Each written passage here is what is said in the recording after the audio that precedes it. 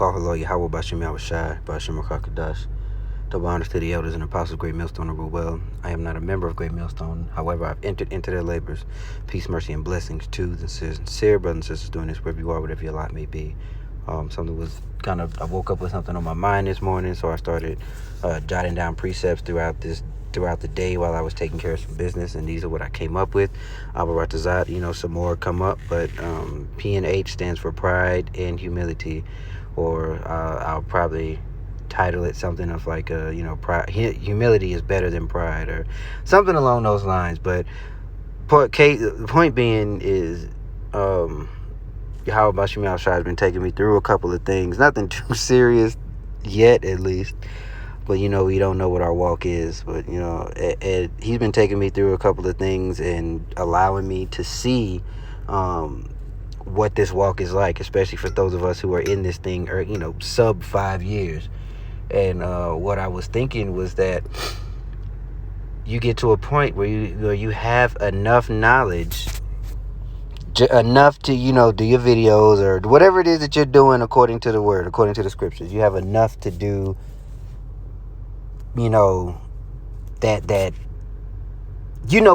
More than the average person. We'll leave it at that. And it's at that point to where one can get complacent, or one can get prideful, and they start to make the Bible with other books and adding other doctrines, like talking about mermaids and these Esau's version of UFOs, because we understand that when they refer to UFO, and I mean Esau Edom in their mainstream media, when they refer to UFOs, they're talking about the chariots of Yahweh Bashim Yahushua, but they also have their own little fake thing that they're going to do. Folks are talking about, though, like the Greys and all this other stuff. They're trying to make that with this doctrine, and it just simply does not go. It has nothing to do with your salvation. Whether mermaids exist, whether you see a Yeti, whether you see any kind of, because the Lord is going to allow a lot of different things to be seen nowadays.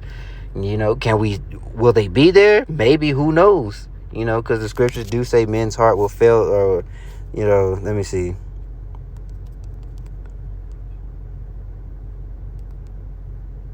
Failing them for fear, right? The scriptures do say that in Luke 21, verse 26. You can go to that. So who knows what we're gonna see? But what does that have to do with the solid foundation that you learned from the elders and apostles of Great Millstone and their elders and those who preach the like doctrine? Whether you stumbled across this word on the street or on the internet, that has nothing to do with your salvation, right? So you either get prideful and add unto these things, or you become complacent and you think you're good where you're at, which is a dangerous place to be. And then you lose that fear. So that's an important thing that I wanted to get. So we'll go to Ecclesiastes 12 and 13, because this is the whole duty of man right here. Straight to the point. Let me take this nighttime off. All right. Let us hear the conclusion of the whole matter. Fear Yahweh and keep his commandments, for this is the whole duty of man.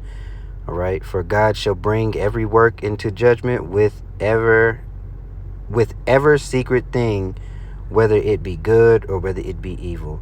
All right. So that is, keep it plain and simple, because there is simplicity in Yahweh Shai. Plain and simple, there's the duty. Fear the Lord and keep his commandments. And the better, or the more you try to do that, the more he will bestow unto you, giving it that you ask and you pray in faith without wavering, according to the book of James. And things will unfold properly. All right, so that way you can build that solid foundation and build that inner man for the things that are coming. Baruch 4 and 28. That's the other one I wanted. So Baruch 4. Damn, go back.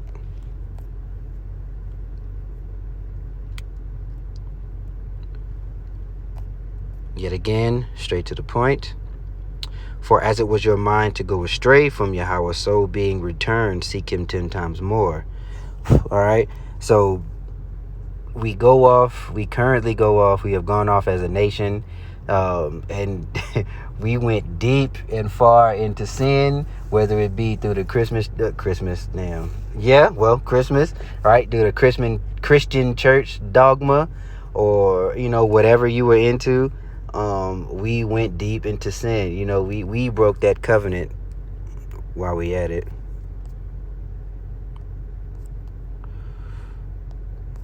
Straight to the point. Deuteronomy 27:26. Cursed be he that confirmeth not all the words of this law to do them, and all the people shall say amen. Amen. Right? So when Moses had sprinkled the blood, back in Exodus, and this is a little farther ahead, but basically the Lord gave that covenant to Moses. Moses gave it to the people, and everybody was like, yeah, we get it. Yes, sir. We gonna do it. All right. And we didn't. We acknowledged the contract details and blatantly just did not do them. All right. And we're still paying for that. And some of us are currently blatantly not doing them. They wake up to them being an Israelite, and they continue to follow their own way, follow their own belly, that being in that fringes on the t-shirt spirit kind of shit, man. So there are plenty things that can go wrong for you in this truth, and the Lord can put whatever spirit on you that he wants. So that is why the whole duty of man, like we got before, is to fear the Lord and keep his commandments. If you keep it simple and stay out of that mirth spirit and just do what you got to do, right? Go home, take care of your family, go to work, read, study, do your videos, whatever. Keep that thing, keep it simple, and build up that inner man, because I'm like, we don't know what's coming for us. We can read it in the word and we can see, but you don't know every little detail about what is about to hit us as a nation when in regards to Jacob's trouble. All right, and you don't want to be like 2 Timothy 3:7. Let's get that. But I believe it's talking about like silly women. But either way, men are in the spirit of women. They got their mother's spirit on them, and I was guilty. I had to get that up off me. All right, so I'll start at the top. This know also that in the last days perilous times shall come, for men shall be lovers of their own selves, covetous, boasters, proud, blasphemous, disobedient to parents, unthankful, unholy, without natural affection, truce breakers, false accusers, incontinent, fierce, despisers of those that are good, traitors, heady, high-minded, lovers of pleasure more than lovers of God. Is that not to a perfect T? This is a cookie cutter example of our people having a form of godliness, but denying the power thereof. From such turn away, right? So very plain and simple. You can read it in the word. You can filter that when you run into people, and then you can say, all right, they speak not according to this gospel. There's no light in them. Let me keep it pushing. All right. Verse 6, for this sort are they which creep into houses and led captive silly women, laden with sin, led away with diverse lusts, ever learning and never able to come into the knowledge of the truth. Right, so it's about those silly women. But again, I just made that point because males nowadays are in the spirit of women. They're ones being led away captive like silly women. And those of us who have the spirit of the Lord on us, and that I pray that we keep it, that he keeps it on us, until the time that we are translated, Abaratazah, that we don't get that soft, effeminate spirit on us, because he took it off when we were baptized by the water of this word. He made us men. First off through the spirit of Yahweh Bashim Yahushai, and then we heard that word via internet or on the street corner. And I don't even think I'm on my original point about pride and humility, but the spirit took over, and I'm good with that. Whatever, I'm good with that, right? So let's get Proverbs 16 and 18.